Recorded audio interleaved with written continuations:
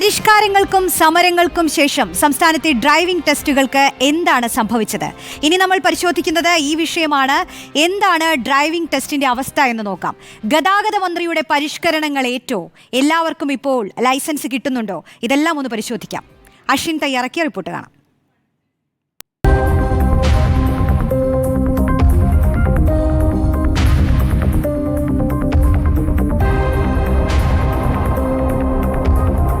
Driving test പരിഷ്കരണം വന്നു, ചർച്ചകൾ വന്നു, സമരം വന്നു, ഇളവുകൾ വന്നു, ഒടുവിൽ നമ്മളത് മറന്നു. നിലവിൽ എന്താണ് ഡ്രൈവിംഗ് ടെസ്റ്റുകളുടെ അവസ്ഥ?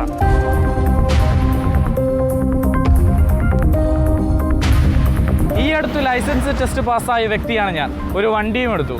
ഇതുവരെ ലൈസൻസും വന്നില്ല, ആ പുതിയ വണ്ടിയുടെ RC ബുക്കും ലഭിച്ചിട്ടില്ല. എന്നെപ്പോലെ 6 ലക്ഷത്തോളം ആളുകൾ കേരളത്തിലുണ്ടെന്നാണ് കണക്കുകൾ.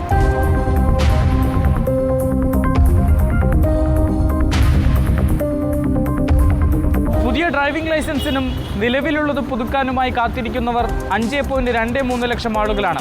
ലൈസൻസ് എടുക്കാൻ കാത്തിരിക്കുന്നത് 2.91 ലക്ഷവും. ടെസ്റ്റ് പാസ്സായി 1.44 ലക്ഷം പേർക്കും ലൈസൻസ് പുതുക്കാൻ നൽകിയ 86,987 പേർക്കും ഇനിയും കാർഡ് ലഭിച്ചിട്ടില്ല. ടെസ്റ്റ് കഴിഞ്ഞു, ലൈസൻസും പാസ്സായി. പക്ഷേ കാർഡില്ലാത്തതിനാൽ വണ്ടിയുമായി റോഡിലിറങ്ങാൻ കഴിയില്ല. എന്താണ് പരിഹാരം?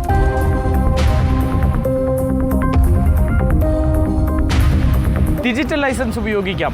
ടെസ്റ്റ് പാസ്സായവർക്കും പുതുക്കാനുള്ള അപേക്ഷ അംഗീകരിക്കപ്പെട്ടവർക്കും ലൈസൻസിൻ്റെ ഡിജിറ്റൽ പകർപ്പ് ഉപയോഗിക്കാം. ഡിജി ലോക്കർ, പരിവാഹൻ മൊബൈൽ ആപ്പുകളിൽ ഇവ ലഭ്യമാകും.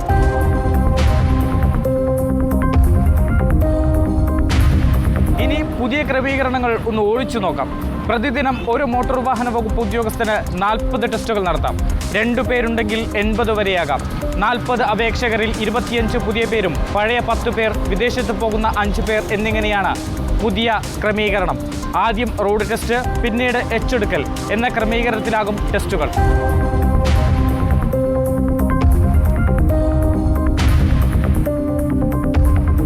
വീഡിയോ ജേർണലിസ്റ്റ് ബിപിൻ ചെങ്കലിനൊപ്പം reporter Ashan Diego, in reporter, Thiruvananthapuram.